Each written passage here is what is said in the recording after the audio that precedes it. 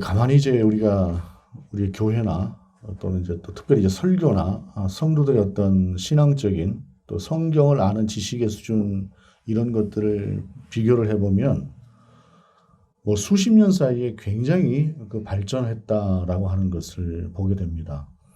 어떤 평신도들, 성도들 같은 경우에 보게 되면 뭐 목회자 이상으로 뛰어난 그런 신학적인 수준을 가지고 있기도 하고 하는데 언제부터인가 우리나라가 이제 성경 공부 또 제자 훈련 이런 것들을 참 많이 했어요. 그래서 긍정적인 측면에서 참 많은 좋은 영향을 끼치기도 했습니다만 이것이 또 결국 긍정적인 것만이냐라고 하는 이야기가 있습니다. 그래서 왜냐하면 머리는 정말로 발달했는데 이 가슴이 따라가지 못하고 가슴은 어떤 비판하는 쪽으로만 능하게 되는 그러한 것들이 있지 않는가라고 하는 이야기들을 하기도 합니다.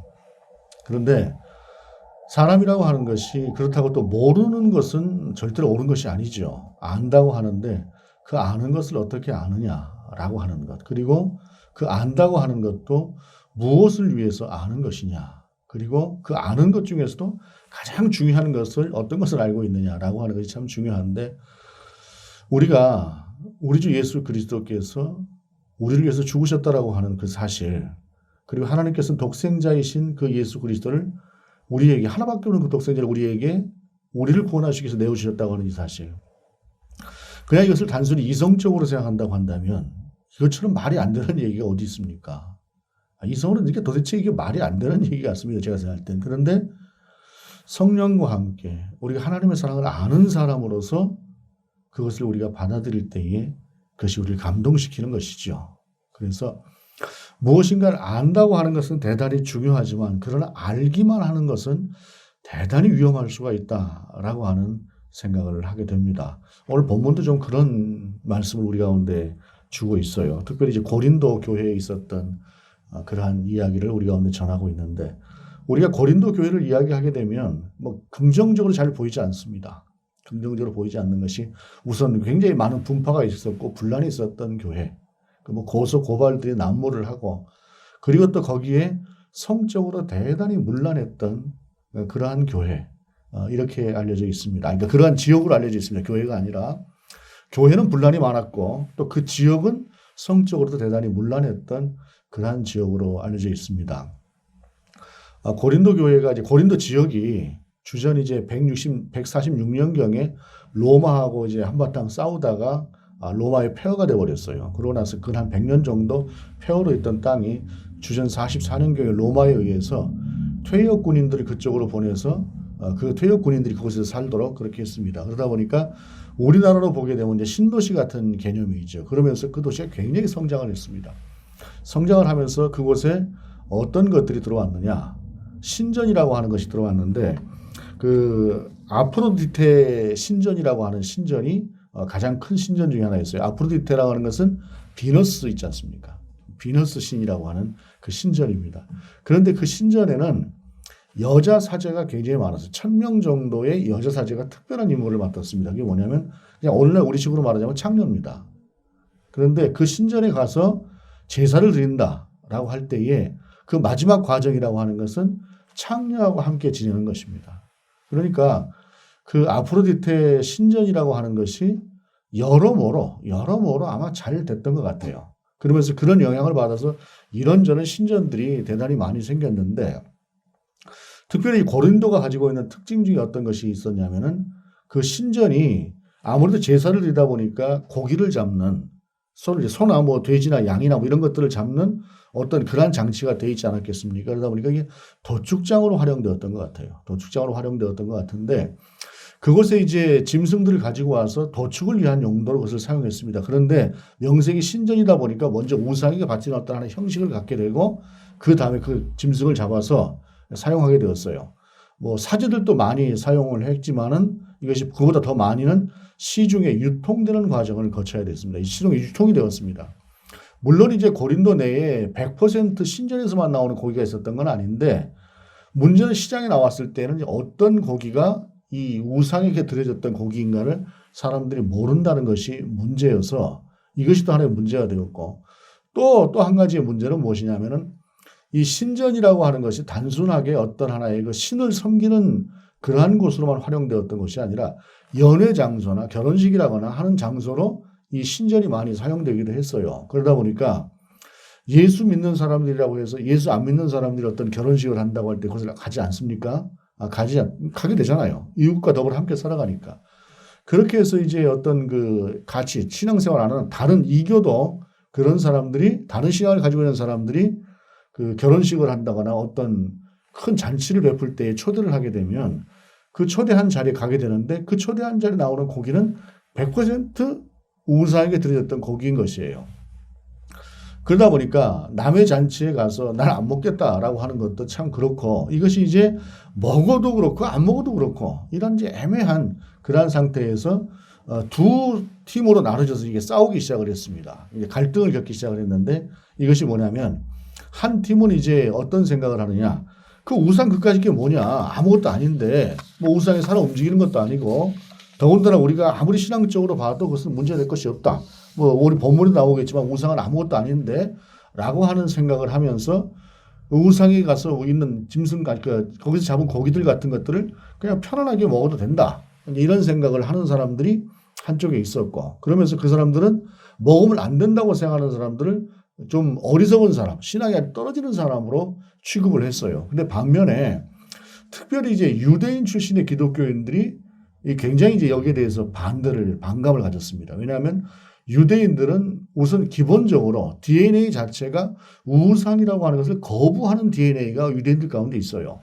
거긴다 더군다나 또 보게 되면 사도행전 15장에 보게 되면은 예루살렘 공회를 하면서 우리가 이방인들을 받아들이게 되는데 이방인들을 받아들일 때에 그들을 어떤 기준을 가지고 받아들여야 될 것이냐라고 이야기를 할 때에 우상이라고 하는 것을 멀리하고 우상에 놓인 것들을 먹지 않고 음행하지 않고 하는 몇 가지 단서를 붙여서 그렇다고 한다면 이방인들도 우리가 같은 기독교 공동체로 받아줄 수 있겠다라고 이야기를 하면서 받았던 적이 있어요. 그러다 보니까 거기에서도 그 분명하게 우상 앞에 놓였던 재물을 먹지 않는다라고 하는 것이 그 안에 조건이 되었기 때문에 이 유대인 출신의 기독교인들은 어떻게 너희가 아무리 자유롭다고 해도 그런 식으로 먹을 수가 있느냐라고 하면서 반대를 했어요. 그러다 보니까 이 두 가지가 양쪽에서 서로 싸움이 되는 그런 상황이 되었다라는 것입니다. 어느 쪽이 맞다라고 이야기할 수가 참 없지요. 한쪽의 말, 이쪽의 말, 이쪽의 말, 둘 다 명분이 있는 그런 말들인데 중요한 것은 둘 다 어느 정도의 그 설득력이 있는 것이고 이해할 만한 요소들이 있는 것임에도 불구하고 딱 한쪽에만 서버렸을 때 문제가 돼요. 지금 우리나라 같은 경우도 사실상 좀 그런 상황이 좀 놓여져 있다고 봅니다. 뭐 진보가 됐든 보수가 됐든 어느 한쪽으로 일방적으로 오는 것만은 아니겠죠. 그런데 절대로 못 받아들이는 상황이에요. 뭐 사실 저도 이제 어느 한쪽에 서 있는 입장이긴 합니다만은 근데 이게 너무 지나치다 보니까 이게 이 분열이라고 하는 것이 생겨나는 것들이 문제인데 좀 합리적으로 대화를 하고 나가는 그러한 것들이 좀 필요한데 우리 사회가 좀 그런 면에 있어서 좀 성숙하지 못한 사회가 아닌가 하는 생각을 하고 또 이런 과정들을 또 거쳐야 우리가 또 성숙한 사회로 나갈 수 있을 것이라고 생각을 합니다. 왜냐하면 서구의 민주주의라고 하는 것이 그렇게 쉽게 된 것이 아니잖아요. 굉장히 그 시간을 요하는 것들입니다. 그렇기 때문에 무엇이든지 어떻게 보게 되면 좋은 것을 받아들여서 쉽게 정착한 것 같지만 과정이라고 하는 것을 거치지 않고 이것이 온전하게 정착되는 것은 보게 되면 역사상으로 그렇게 보기 드물다라고 하는 생각을 합니다. 어찌됐든 이러한 상황에서 이제 바울에게 묻습니다. 바울 선생님, 도대체 이 문제를 우리가 어떻게 해야 될까요? 라고 물으니까 바울이 여기에 대해서 대답을 하는 것이 오늘 8장의 말씀인데 8장에서 1절에서 보게 되면 바울이 이렇게 이야기를 해요. 우상의 제물에 대해서는 우리가 다 지식이 있는 줄을 아나 지식은 교만하게 하며 사랑은 덕을 세우나니 라고 말씀하고 있어요. 먹어도 된다라고 하는 너희들도 지식이 있는 거고 먹지 말아야 된다라고 하는 너희도 지식이 있다. 그런데 그 지식이라고 하는 것은 그 하나만을 고집할 때 그것이 교만하게 되는 것이다. 중요한 것은 사랑이다. 라고 하면서 사랑이라고 하는 전제를 먼저 그들에게 이야기를 하면서 그 다음을 풀어나가는 것이에요. 전제라고 하는 것이 얼마나 중요합니까? 전제라고 하는 것이 나는 절대로 이 의견을 고수하겠다라고 생각을 한다면은 대화가 되질 않아요. 그것은 절대로 논리적인 싸움만 되질 않습니다. 나는 이렇게 생각하는데 너의 생각을 들어보고 그 다음에 우리가 서로 합의점을 찾아가 보자 라고 하는 자세가 아니면 절대로 말이라고 하는 것은 논쟁만 되고 말에서 이기는 경우는 있을 수 있으나 결코 상대를 설득시키지 못합니다. 그래서 논리가 세상을 바꾸는 것이 아닙니다. 바울은 그래서 여기서 이야기하는 것이 사랑이 먼저다라고 이야기를 하는 것이에요. 얼마 전에 이제 제가 라디오를 타고 그러니까 이제 차를 타고 가다 보니까 라디오를 틀어놓고 가다 보니까 거기에 이제 어떤 학자가 나와서 발표를 하는데 이런 얘기를 해요. 독일에서 이제 로봇이 나오게 되면 로봇이 이제 사람의 영역을 많이 대체하게 될 텐데 이런 경우를 우리가 어떻게 대비를 해야 될 것이냐라고 하는 것을 독일이 2년 동안을 논의를 했대요. 그 논의를 한 것이 기업과 노조와 시민단체와 국가가 함께 모여서 서로가 이렇게 논의를 했답니다. 그런데 독일은 이제 그런 문화가 있다 그래요. 독일은 이제 어렸을 때부터 국민학교 5학년, 초등학교 5학년 때부터 고등학교까지의 과정에 있어서 정치를 가르친대요. 정치를 가르치는데 정치라고 하는 것이 어떤 토론이랍니다. 토론이라고 하는 것이 오늘은 이 편에 서서 네가 토론을 해봐라. 주장을 해봐라. 그리고 그 다음에는 정반대편에 가서 주장을 해봐라. 그러면서 이 서로의 주장과 주장이 결국에는 합의를 이루는 과정을 배워간대요. 이런 것들이 있어서 독일이 좀 이제 그런 면에 있어서 좀 앞서간다고 이야기를 하는데 중요한 것은 이 2년이라고 하는 과정 동안 치열하게 서로가 논쟁을 하고 자기 입장이라고 하는 걸 이야기를 하고 상대 이야기를 듣고 그러면서 그 과정을 거쳐서 하나의 백서를 만들어냈다 그래요. 백서를 만들어냈는데 우리나라가 이제 그 백서를 가지고 왔대요. 백서를 가지고 왔는데 중요한 것은 결과물보다도 그 과정이 훨씬 더 중요한데 우리는 그냥 딱 그 백서만 가지고 와서 독일도 이렇게 했다더라 라고만 이야기를 한다고 하면서 이렇게 비판을 하더라고요. 근데 사실은 그렇습니다. 이게 과정이라고 하는 것이 참 대단히 중요해요. 어떤 과정을 거치고 어떤 전제를 거쳐서 가느냐라고 하는 것이 결과물로 도출될 때에 이것이 서로가 합의할 수 있는 것이고 또 설득될 수 있는 것인데 그것이 아니고 나만 옳다고 생각하는 한은 절대로 어떤 합의점이라고 하는 것을 도달할 수가 없는 것이거든요. 그래 있어서 그 어떤 합의로 나가는 과정에 있어서 바울이 제시하는 것은 무엇이냐면 사랑이다라고 하는 것입니다. 사랑으로 오늘날 교회도 그렇습니다. 오늘날 교회도 저도 사실은 굉장히 좀 날카로운 사람입니다. 무엇을 보고 굉장히 비판적인 시각으로 보는 것을 좋아하고 또 비판하기도 하고 하는데 중요한 것은 무엇이냐면 내가 정말로 주의 몸된 이 교회를 사랑하는 마음으로 비판을 하는 것이냐 아니면 제3자적인 입장에서 그냥 비난을 하는 사람의 입장에 있는 것이냐 이게 참 대단히 중요해요. 교회를 사랑하고 예수 그리스도가 머리 대신 주의 몸된 이 교회라고 하는 것을 보면서 아픈 마음으로 무엇인가를 비판하는 것은 대단히 옳은 일입니다. 그건 반드시 필요합니다. 그런데 자기는 전혀 아닌 것처럼 제3자적인 입장에서 비판을 한다면 그것은 그 비난이라고 보는 것이 옳습니다. 사랑이라고 하는 것은 그만큼 전제가 대단히 그만큼 중요한 것이다라는 것이죠. 그러면서 바울이 이렇게 얘기해요. 4절에 그러므로 우상의 제물을 먹는 일에 대하여는 우리가 우상은 세상에 아무것도 아니며 또한 하나님은 한 분밖에 없는 줄 아노라. 그 우상의 끝까지 이게 무엇이냐. 아무것도 아니다라고 하는 것을 우리가 안다라는 것이에요. 그러면서 8절에 음식은 우리를 하나님 앞에 내세우지 못하나니 우리가 먹지 않는다고 해서 더 못 사는 것도 아니고 먹는다고 해서 더 잘 사는 것도 아니니라 라고 이야기를 하면서 천지와 만물을 창조하시는 하나님 앞에서 모든 것이 다 하나님의 것이지 누가 그 안에 우상이라고 하는 것이 들어설 수가 있겠느냐. 그리고 그 우상이라고 하는 것이 무엇이겠느냐. 아무것도 아니다 라고 하는 것을 이야기하는 것입니다. 제가 이제 언젠가 한번 이야기를 한 것도 같은데 제가 이제 고등학교 다닐 때에 아버지 묘에 추석날 갔다가 그만 거기서 그냥 막차를 놓쳐버렸어요. 뭐 지금 같은 때라면 택시를 타고 이제 금방 나오기도 했겠지만 그때는 이제 뭐 주머니 사용도 그렇게 여유 있는 때가 아니고 해서 아버지 묘소에서 그냥 추석 그날 이제 밤을 지새게 됐습니다. 저녁이 되니까 너무 추워서 마침 옆에 이제 그 풀 베어놓은 것들을 이제 잔뜩 쌓아놨더라고요. 그래서 그걸 가져다가 놓고 이제 그 안에 들어가서 이제 있었어요. 친구랑 둘이 있었습니다. 둘이 있었는데 저녁에 자다가 친구가 저를 깨워요. 야, 저거 봐봐. 귀신이다. 한쪽에 보니까 허연 게 막 날아다니는데 귀신이에요. 하얀 달빛 아래에서 펄렁펄렁하고 귀신이 날아다니는데 그냥 그 친구가 너무 무서워가지고, 야, 우리 큰일 났다 그러더라고요. 근데 저는 그래도 명색이지 예수를 믿는 사람, 물론 그 친구도 교회는 다녔습니다만, 예수 믿는 사람 앞에 귀신 따위가 속으로는 굉장히 무섭죠. 그게 굉장히 무서운데 예수 믿는 사람에게 감히 귀신 따위가 하고 이제 가봤어요. 이제 호기롭게 가봤더니, 멀리서 보니까 귀신이던데 가까이 가서 보니까 신문이더라고요. 신문이 달빛에서 펄펄 날아가니까 귀신처럼 보이는 겁니다. 뭐 귀신이 있죠. 분명히 귀신이 있습니다만 설사 귀신이 있어도 귀신은 그냥 헛것처럼 보이든가 설사 있다고 해도 그것은 우리를 전혀 해할 수 있는 존재가 아닙니다. 신앙이 약한 분들이 예수를 믿으면서도 아직도 그 어디 뭡니까? 그 이사 갈 때에 날 잡고 뭐 이런 경향들이 없지 않아 있습니다. 뭐 약하니까 그렇긴 한데 여러분 우리가 그리스도인인 우리에게 귀신은 어떤 것도 해하지 못합니다.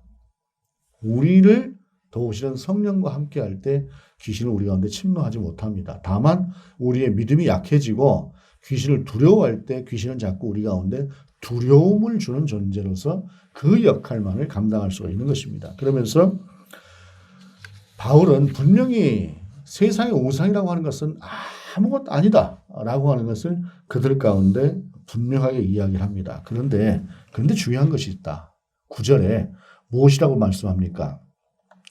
제가 이제 새 번역으로 읽어드릴게요. 그러나 여러분에게 있는 이 자유가 약한 사람들에게 걸림이 되지 않도록 조심하십시오. 라고 이야기를 합니다. 당신들은 지식이 있어서 그것이 아무것도 아니다라고 생각하기 때문에 걸림이 되지 않는다. 그런데 중요한 것은 무엇이냐? 믿음이 약한 사람들은 그렇지 않다는 것이에요. 그 사람들은 예를 들어 전에 이제 제 주위에도 그런 분들이 있더라고요. 예를 들자면 제사 음식을 먹으면 머리가 아프대요. 절에 가서 무엇인가를 먹고 나면 굉장히 머리가 아파서 견딜 수가 없다 합니다.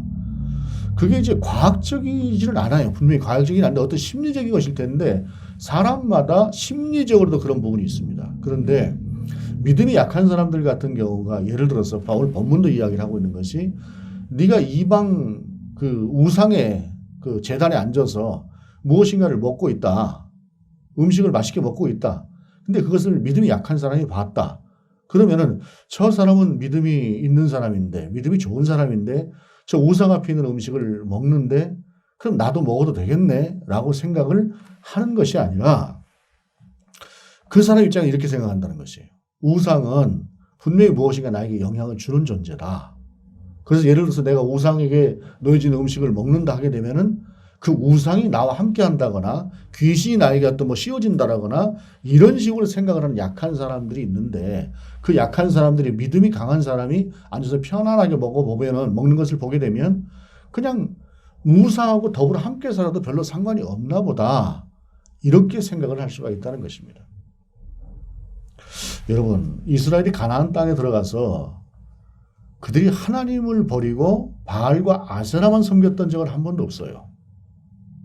그들은 분명히 하나님을 먼저 섬겼습니다. 근데 중요한 것은 요거는 하나님께, 그러나 요것은 바알과 아세라에게. 그래서 하나님께서 내 앞에 우상을 두지 말라고 하신 거예요. 천지와 만물을 창조하신 하나님만 믿는 것이 아니라 하나님도 믿어요. 물론 그 믿음이 어떤 믿음이라는 건 좀 다른 믿음입니다만 하나님도 믿는데 이거 바알도 믿어야 될 것 같아요. 아세라도 믿어야 될 것 같아요. 그것이 뭐냐? 농사를 짓다 보니까 그 풍요의 신이라고 하는 그들 신도 함께 가야 된다고 생각하는 것이죠. 이것이 믿음이 약한 사람들의 특징인데 예를 들어서 어떤 선지자쯤 되는 사람이 바알도 섬기고 아세라를 섬겨도 좋다. 만약에 이렇게 생각하고 이렇게 살아간다고 한다면 믿음이 약한 대중은 당연히 따라갈 것 아니겠습니까? 그러니까 너는 편안하게 먹는 그것이 상대에게 불필요한 오해를 갖게 되고 그들이 실족하게 되는 우를 범할 수가 있다. 그러니 너는 네가 자신이 있다고 해서 네가 지식이 있다고 해서 그 지식대로 따라가고 자유롭게 사는 것이 옳으냐 이 부분을 생각해 보라는 것이에요. 그러면서 말씀하는 것이 무엇이라고 이야기를 합니까? 그 형제가 어떤 사람이냐? 그 형제가 어떤 사람이냐라고 하는 것이 이 중요한 것인데 그 형제가 바로 어떤 사람이냐면은 우리 주 예수 그리스도께서 피 흘려서 그 피값으로 산 존재가 바로 그들이다라고 하는 것을 바울은 이야기를 하면서 그들을 네가 고려하지 않는다고 하는 것은 그들을 실족해 하고 그들을 버리게 되는 존재다라고 하는 것을 이야기하고 있는 것입니다. 그러면서 바울이 이야기를 해요. 바울이 이야기하는 것이 뭐라고 이야기를 하냐면은 3절에 그러므로 만일 13절이죠. 그러므로 만일 음식이 내 형제를 실족하게 한다면 나는 영원히 고기를 먹지 아니하여 내 형제를 실족하지 않게 하리라. 먹는 것 그까짓 게 뭐가 문제냐는 거지. 먹는 것 그까짓 게. 그것을 가지고 사람이 실족하게 되면 우리 주 예수 그리스도께서 당신을 내어주심으로까지 구원코자 했던 그 사람을 실족시키게 되는 우를 범하는데 그 음식이라고 하는 것이 뭐가 중요하다고 해서 이거 아무 문제 아니야 라고 하면서 그 음식을 네가 편안히 먹느냐라는 것이. 그러니까 자유라고 하는 것이 우리 가운데 분명히 누릴 권리가 있습니다. 누릴 때 누려야 됩니다. 그럼에도 불구하고 그 자유가 그리스도 안에서의 자유가 또 어떤 일을 불편케 한다거나 어떤 일을 실족하게 한다고 한다면 그것이 비록 아무것도 아닌 것은 분명하다고 할지라도 그냥 네가 그렇게 사는 것이 옳으냐? 나는 그러지 않겠다는 것이.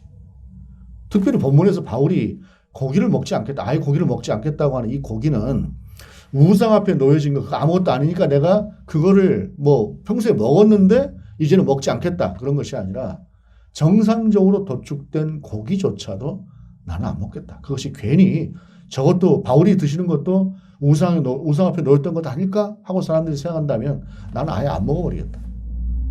그까짓 게 뭐라고 하면서 중요한 것은 교회 공동체라고 하는 것이 존재하는 그 동안에 한 사람이 신앙인으로 세워지고 함께 더불어서 함께 갈 수 있는 것이 중요한 것이지 믿음의 수준이 좀 낮다고 해서 그 믿음의 수준이 낮은 사람을 너무 쉽게 여기고 또는 아이고 저거밖에 안 돼? 뭐 이런 식으로 비판한다거나 아니 내가 자유로 와서 이렇게 하고 있는데 저 사람은 믿음의 수준이 낮아서 그걸 이해 못하는 건데 왜 그게 내 잘못이야? 라는 식으로 절대로 생각하지 말라는 것이. 더불어서 함께 가고 고려하고 그 사람 입장에서 생각해보고 그 사람이 실족하지 않도록 갈 수 있는 그것이 무엇이냐? 그것이 사랑이다라는 것입니다. 그 사랑이라고 하는 것은 절대적으로 상대의 눈높이에 나를 맞추지 않는 한은 그 사랑은 이루어지지 않습니다. 예를 들어 사랑이라고 하는 것이 높은 위치에 서가지고 뭐 하나 던져주는 것이 사랑이라고 생각한다면 상대는 너무 급해서 던져주는 것도 우선은 먹을지 모르겠으나 먹는 그 순간에 대단히 굴욕감과 모욕감을 느낄 것입니다. 그래서 감사보다는 오히려 그 안에서 나중에 내가 한번 잘 되고 나면 이런 생각을 들 수가 있어요. 눈높이를 맞춰서 특별히 줄 때 정중하게 예의를 갖춰 준다고 한다면 그 사람에게 정말로 감사한 마음이 전달될 것입니다. 세상에 보면 그런 것 같습니다. 나눈다라고 하는 것에 있어서 그 나눔이라고 하는 자세도 사실 참 잘 우리가 이해하지 못하는 경우들이 많아요. 세상이 많이 그렇습니다. 그런 상황에 있어서 특별히 우리 그리스도인들이 살아가면서 바울이 나는 영원히 고기를 차라리 먹지 않겠다라고 했던 그러한 말씀처럼 우리는 어떠한 자세로 살아갈 것이냐? 바로 그러한 자세로. 바울이 그래서 나중에 10장 31절에 그 다음 장으로 넘어가 보게 되면 이렇게 이야기를 해요. 그런즉 너희가 먹든지 마시든지 무엇을 하든지 다 하나님의 영광을 위하여 하라. 유대인에게나 헬라인에게나 하나님의 교회에나 거치는 자가 되지 말고 나와 같이 모든 일에 모든 사람을 기쁘게 하여 자신의 유익을 구하지 아니하고 많은 사람의 유익을 구하여 그들로 구원을 받게 하라라고 하면서 그리스도인의 자세에 대해서 이야기를 합니다. 그 이유가 무엇인가요? 분명한 것은 11절의 말씀입니다. 그러면 내 지식으로 그 믿음이 약한 자가 멸망하나니 그는 그리스도께서 위하여 죽으신 형제라. 아무리 우리가 볼 때 판단할 만한 대상이라고 할지라도 그 사람도 예수 그리스도께서 그를 위해서 죽으신 존재가 그 사람이다라고 하는 것을 이야기하는 것입니다. 그래서 어찌 보게 되면은 고린도 교회 내에서 참으로 지식을 자랑하고 아주 수려한 말들을 자랑하고 하는 사람들에게 말이 중요한 것이 아니야. 지식이 중요한 것이 아니야. 중요한 것은 사랑이야. 라고 하는 것을 이야기하고 있는 것입니다. 왜입니까? 우리는 예수 그리스도의 사람들이기 때문에 그렇습니다. 예수 그리스도의 사람들이기 때문에. 인천에 있는 어떤 장로님이 그런 얘기를 하시더라고요. 인천 한쪽에 이제 개발되면서 원래 과수원이었던 땅이 개발되면서 굉장히 그 부자가 되신 분이 있대요. 100억대 이상의 어떤 그런 부자 분이 계시는데 그분 사위분이 이제 그 목사님이셨답니다. 그런데 이분이 어느 날 이제 좀 이제 골골하시다가 이제 돌아가실 때가 됐는데 특별히 그 목사 사위를 챙겨서 부르시더래요. 그래서 이제 목사 사위 되시는 이분이 이제 이 목사님이 이제 돌아가시니까 뭔가 좀 기대할 것이 좀 있겠다 생각을 하고 이제 갔더니 특별히 목사님만 부르더래요. 이리 오라고. 가래가 끓어서 말을 못하니까 억지로 이제 펜을 하나 달라 그래서 부들부들 떨면서 종이에다가 뭔가 하나를 쓰시더랍니다. 그래서 너는 뭐 과수원에 요거 가져라. 뭐 혹시 이런 거 써주지 않을까 하고 이제 기대를 했대요. 기대를 했는데 거기다가 뭐라고 이 분이 쓰셨냐면 헛되고 헛되니 모든 것이 헛되도다. 이 말씀 전도서에 있는 말씀을 간신히 쓰고 돌아가셨답니다. 그게 뭡니까? 자기가 떼돈도 한꺼번에 들어와 보고 또 그렇게 해서 누려도 보고 살아왔는데 그 살아보니 헛되고 헛되더라는 것이요. 그러니까 목사 사위가 정말로 하나님의 나라에 대한 가치를 가지고 살지 다른 그런 거 별로 신경 쓰지 마라. 이렇게 마지막 유언을 남기고 돌아가신 거예요. 좀 서운하긴 했을 거예요. 그러나 본질이 무엇인가라고 하는 것을 돌아가시는 그 순간에 분명히 말씀하신 것이죠. 무엇이 헛되지 않은 것인가? 가치 있는 것은 무엇인가? 그것은 하나님의 나라를 사랑하는 사람이 하나님의 나라를 사는 것 같이 사는 것이라는 것이죠. 세월이라고 하는 것이 참 빠르게 갑니다. 엊그저께 2022년 시작된 것 같더니 금방 또 한 달 다 지나갔습니다. 저도 요즘 들어서 굉장히 그 세월이 빠르다라고 하는 것을 생각합니다. 젊은 시절에야 최선을 다해서 눈앞에 100년을 살고 1000년을 살듯이 살아가고 열심히 살아야지요. 그런데 어느 순간쯤 되고 나면 우리가 생각해야 될 것들이 있습니다. 그것은 무엇이냐면 하나님의 나라 그리고 완성된 하나님의 나라 가운데서 나는 어떤 모습일까라고 하는 것. 이것은 늘 우리 가운데 생각되는 것들이 되어야 할 것입니다. 날카로운 논리도 중요하고 무엇인가를 알고 판단하는 것도 대단히 중요합니다. 그러나 그것보다 훨씬 더 중요한 것은 사랑입니다. 왜냐하면 주님께서 나를 위해서 죽으셨고 또한 내 옆에 있는 지체를 위해서 죽으셨고 그 죽으신 존재를 그러니까 그렇게 죽으시면서 사랑하는 우리 모두를 그렇게 사랑하셨던 존재들이 바로 우리다라고 하는 사실입니다. 그러면서 우리가 그리스도인으로 살아가면서 가장 우리에게 중요한 삶의 방식이라고 하는 것은 무엇인가? 그것은 누가 뭐라고 해도 사랑이다라고 하는 사실입니다. 그 사랑으로 우리가 또한 우리에게 주어진 그런 삶을 살아낼 수 있는 저 여러분이 될 수 있기를 원합니다. 기도하시겠습니다. 주님, 아는 것보다 무엇을 판단할 수 있는 능력보다 가장 우선하는 것이 사랑임을 또한 우리를 그렇게 사랑하셨음을 우리가 온전히 이해하고 그 뜻 안에 살아갈 수 있도록 인도하여 주옵소서. 무엇보다 사랑하게 하시옵소서.